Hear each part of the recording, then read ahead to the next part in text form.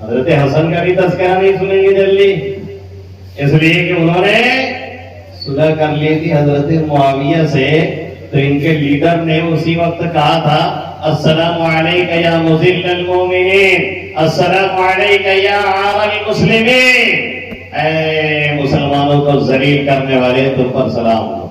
تو آپ نے فرمایا تھا ہم نے ذلیل نہیں کیا ہے، ذلت و پستی سے نکالنے کا ہم نے کام کیا ہے، وہ کام کیا جو نبی محترم محمد عربی صلی اللہ علیہ وسلم نے فرمایا تھا حضرت حسن رضی اللہ تعالیٰ عنہ کے متعلق، ان ابنی ھذا سید لعل اللہ ان یصلح بین فئتین عظیمتین من المسلمین، میرا یہ بیٹا سردار ہے، امید ہے کہ اللہ اس کے ذریعہ سے مسلمانوں کے دو متحارب بھڑے، مسلمانوں کے دو بڑے گروپ جو آپس میں بھڑے ہوں گے اور جنگیں کر رہے ہوں گے، ان کے درمیان یہ صلح کرائے گا۔ اچھا غور کرنے کی بات ہے، آقا نے کیا کہا تھا؟ فئتین مسلمین، دونوں گروپ کیا ہوگا؟ مسلمان ہوگا، دونوں گروپ مسلمان ہوگا۔ حضرت معاویہ کے ساتھ وہ بھی، جو حضرت علی کے ساتھ ہیں وہ بھی، ان کے درمیان یہ صلح کرائے گا۔ اور چونکہ حضرت حسن کے واسطے سے صلح ہوئی، حضرت معاویہ کی خلافت کو انہوں نے تسلیم کیا، اس لیے ان کو جنم بھی حضرت حسن سے ہے، جس کی وجہ سے اس وقت حضرت حسین کا نام بار بار آپ سنیں گے، لیکن حسن کا نام کہیں بھی زبان پہ آئے گا۔ آ جائے تو بتانا، آ جائے تو بتانا، پوری کر کے نہیں آئے گا۔ اب آتا ہے دور خلافت حضرت امیر معاویہ رضی اللہ تعالیٰ عنہ۔ ابا جان کی شہادت ہو چکی ہے، حضرت حسن صلح کر لیتے ہیں، اور یہ خلافت 20 سال چلتی۔ 20 سال کے اندر 62 لاکھ مربع میل کا مالک، دریاؤں سے لے کر کے رومیوں کے سینے کو چیر کر کے حکومت کرنے والا معاویہ کہتے ہیں معاویہ کا نام اچھا نہیں ہے، معاویہ مانا ٹھیک نہیں ہے، اس لیے معاویہ نام نہیں رکھنا چاہیے۔ اہل بیت میں کم سے کم 10 لوگوں کا نام معاویہ ہے، تمہاری کتاب سے دکھاؤں گا، دور سے نہیں۔ معاویہ کے بہت سے معنی آتے ہیں، شیروں سے بھڑنے والا، شیر کے پنجے میں پنجے بھڑا کر کے اسے پٹکنے والا، کلے میں ہاتھ ڈال کر کے جبڑے نکال دینے والا۔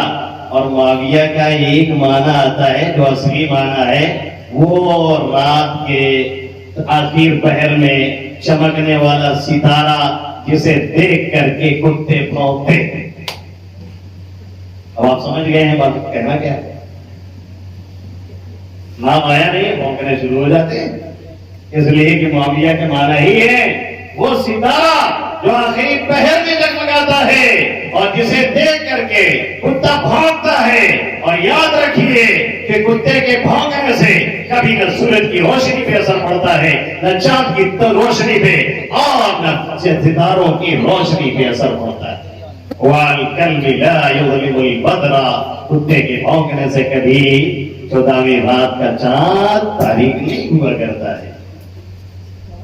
20 سال 62 لاکھ مربع میل، پہلا وہ شخص جس نے عثمان غنی رضی اللہ تعالیٰ عنہ کے دور خلافت میں یہ کارنامہ انجام دیا، کیا کہ بحری پیڑا تیار کر کے رومیوں سے جنگ کی۔ اور میرے نبی نے فرمایا تھا اول من امتی، میری امت کا پہلا لشکر جو دریا پہ سفر کرے گا ایسے ہی جیسے لوگ خشکی پہ رہتے ہیں، اور بحری پیڑا تیار کر کے دشمنوں سے جنگ کرے گا، مغفور لہم، سب کی بخشش کر دی جائے گی۔ تو سب سے پہلے کس نے کارنامہ انجام دیا؟ امیر معاویہ رضی اللہ تعالیٰ عنہ۔ اس کے بعد 20 سال تک یہ خلافت چلی، ایک دنگا نہیں، ایک فساد نہیں، اسلامی سلطنت میں کہیں کوئی سر اٹھا دے اور بوال کر دے، مصیبت بھائی نہیں۔ فتوحات، اسلامی سلطنت کا لشکر کا دائرہ وسیع سے وسیع تک ہوتا چلا جا رہا ہے۔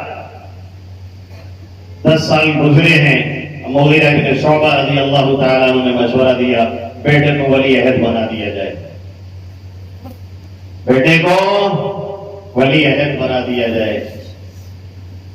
اب ان کی ایک رائے تھی، ظاہر ہے صحابی رسول ہیں، نیت پہ نہ حضرت معاویہ کے آپ شک کر سکتے ہیں نہ حضرت مغیرہ بن شعبہ کی نیت پہ شک کرتے ہیں. اگر ان کی نیتوں پہ آپ کو شک ہے تو آپ اپنے ایمان کا جائزہ لے لیں.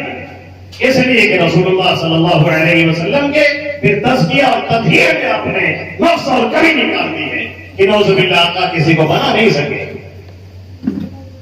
اس لیے نیت پہ شک کبھی نہیں کر سکتے.